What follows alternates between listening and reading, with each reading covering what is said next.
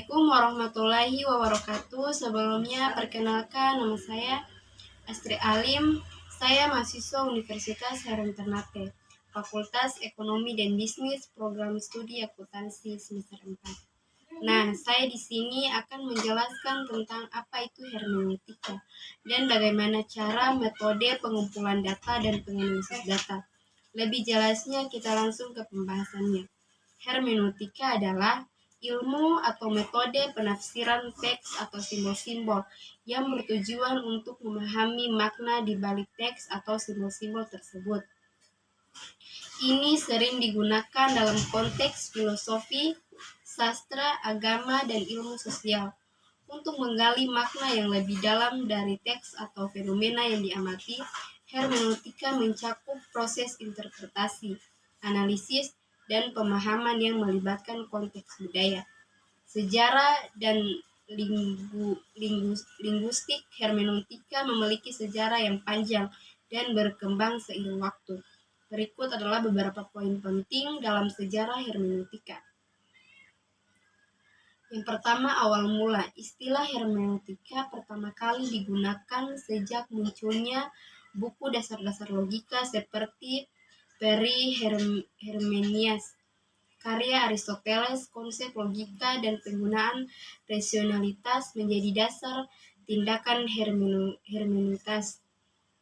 Diti dan Gadamer pada abad 19 awal memainkan peran penting dalam pengembangan hermeneutika. Diti menekankan pentingnya memahami konteks sejarah dan kehidupan manusia dalam interpretasi teks. Gadamer mengembangkan konsep lingkaran hermeneutika yang menekankan penting dialog antara penafsir dan teks. Yang berikut penerapan hermeneutika. Hermeneutika tidak hanya diterapkan dalam bidang teologi, tetapi juga dalam bidang sastra, ilmu sosial, dan humaniora lainnya. Metode hermeneutika digunakan untuk memahami dan menafsirkan teks, budaya, dan pengalaman manusia. Sejarah hermeneutika terus berkembang dengan kontribusi dari para ahli dan pemikir yang berbeda. Perkembangan ini mencerminkan kebutuhan untuk memahami dan menginterpretasikan makna dalam berbagai konteks dan disiplin ilmu. Berikut adalah beberapa prinsip dasar dalam hermeneutika. Yang pertama, prinsip relevansi. Hermeneutika mengutamakan pemahaman yang relevan dengan konteks dan tujuan interpretasi. Pemahaman haruslah berkaitan dengan konteks sosial, sejarah, budaya, dan lingkungan di mana teks atau karya sastra tersebut dihasilkan. Yang kedua, prinsip konteks. Hermeneutika mengakui pentingnya memahami konteks secara menyeluruh. Konteks meliputi konteks sejarah, budaya, bahasa, dan sosial yang mempengaruhi produksi dan interpretasi teks.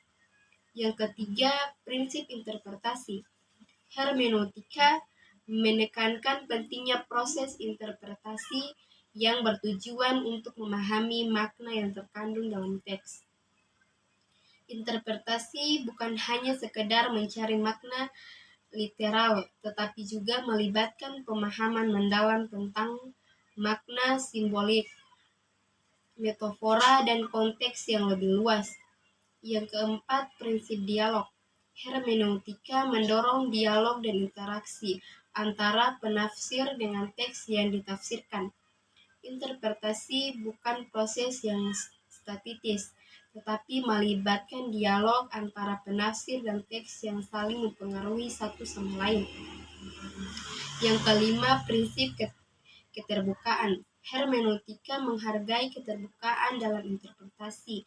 Penafsir harus terbuka terhadap beberapa kemungkinan, makna, dan pandangan yang muncul dalam proses interpretasi. Yang keenam, prinsip relevansi. Hermeneutika mendorong penafsir untuk melakukan relevansi kritis terhadap pemahaman dan interpretasi mereka.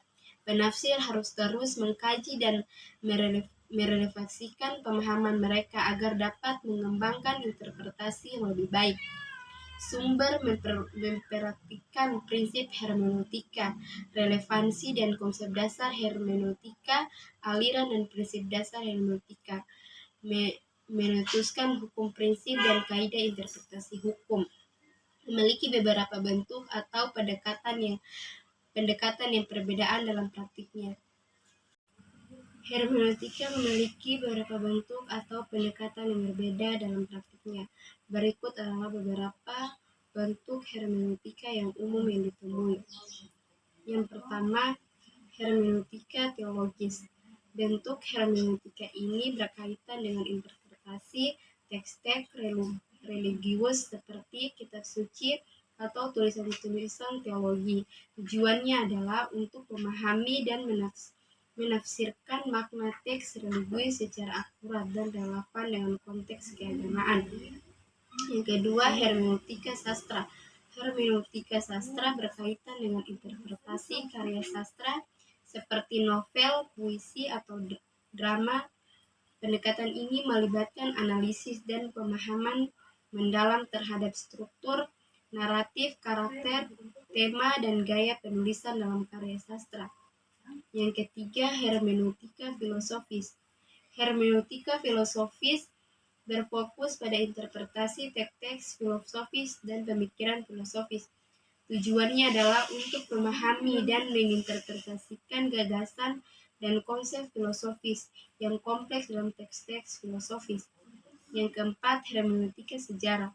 Hermeneutika sejarah berkaitan dengan interpretasi teks-teks sejarah dan dokumen-dokumen historis. Pendekatan ini melibatkan pemahaman konteks sejarah, budaya, dan sosial di mana teks-teks tersebut dihasilkan, serta pemahaman terhadap peristiwa dan tokoh sejarah. Yang kelima, hermeneutika sosial. Hermeneutika sosial melibatkan interpretasi teks-teks yang berkaitan dengan fenomena sosial seperti teks-teks politik, hukum, atau budaya. Tujuannya adalah untuk memahami dan menafsirkan makna sosial dan konteks di balik teks-teks tersebut. Hermeneutika psikoanalitik berkaitan dengan interpretasi teks-teks yang berkaitan dengan psikologi dan psikoanalisasi. Pendekatan ini melibatkan pemahaman dan interpretasi simbol-simbol, motif, dan makna psikologis dalam teks-teks tersebut. Hermeneutika fenomenologis. Hermeneutika fenomenologis berfokus pada interpretasi fenomena dan pengalaman manusia. Pendekatan ini melibatkan relevansi dan pemahaman mendalam terhadap pengalaman subjektif dan makna yang terkandung dalam fenomena manusia. Setiap bentuk hermeneutika memiliki pendekatan dan metode interpretasi yang unik sesuai dengan bidang dan tujuannya. Namun mereka semua berbagi tujuan umum untuk memahami dan menafsirkan makna dalam teks atau fenomena. Yang diteliti hermeneutika adalah cabang filsafat yang mempelajari tentang interpretasi makna. Berikut adalah metode pengumpulan data. Karena sumber data peneliti ini berupa kitab-kitab dan buku-buku, maka metode pengumpulan ditanya adalah library, yaitu pengumpulan data yang berdasarkan literatur yang berkaitan dengan masalah yang diteliti. Penulis menyajikan sesuatu yang baru dengan mengkaji dari aspek konsep jihad dan juga untuk dapat dilakukan mengidentifikasikan secara substansif. Dari mengidentifikasikan tersebut yang terdiri dari pengertian pandangan ulama terhadap jihad dan pemikiran dari mutasfir seperti kitab kurangan dari K.H. Basir Mustafa dalam tafsir Al-Baris. Metode analisis data. Metode analisis data yang dipakai adalah analisis data kualitatif. Menggunakan 3 pendekatan metode analisis data yaitu hermeneutik, semiotik dan naratif, dan metafor. Hermeneutika adalah landasan filosofis dan merupakan juga modus analisis data. Maksud dari pemahaman tersebut bahwa ketaitan hermeneutika dijadikan landasan filosofis, yakni pada suatu pemahaman manusia untuk interpretasi. Sedangkan ketika dikaitkan modus analisis, yakni terkait dengan pengertian data tekstual. Hermeneutika terutama berkaitan dengan pemakanan suatu analistik. Gagasan suatu lingkungan hermeneutika adalah dialektik antara pemahaman teks secara menyeluruh dan interpretasi. Bagian-bagian yang deskripsinya diharapkan membawa makna dengan membimbing oleh penjelasan yang dipikirkan. Semiotik. Semiotik dapat diperlukan baik sebagai filosofis maupun selaku modus analisis. Semiotik terutama berkaitan dengan makna dari tanda dan simbol dalam bahasa. Gagasan penting adalah kata-kata atau tanda. Dapat ditegaskan terutama kepada kategori konseptual, dan kategori ini mempresentasikan aspek-aspek penting dari suatu teori yang akan diuji. Pentingnya ide itu adalah mengungkapkan frekuensi yang muncul dalam teks. Adapun bentuk dari semiotik diantaranya analisis konten. Analisis konten adalah teknik penelitian yang digunakan untuk referensi yang direplikabel dan valid data yang konteksnya. Peneliti mencari bentuk yang struktur serta pola beraturan dalam teks dan membuat kesimpulan dasar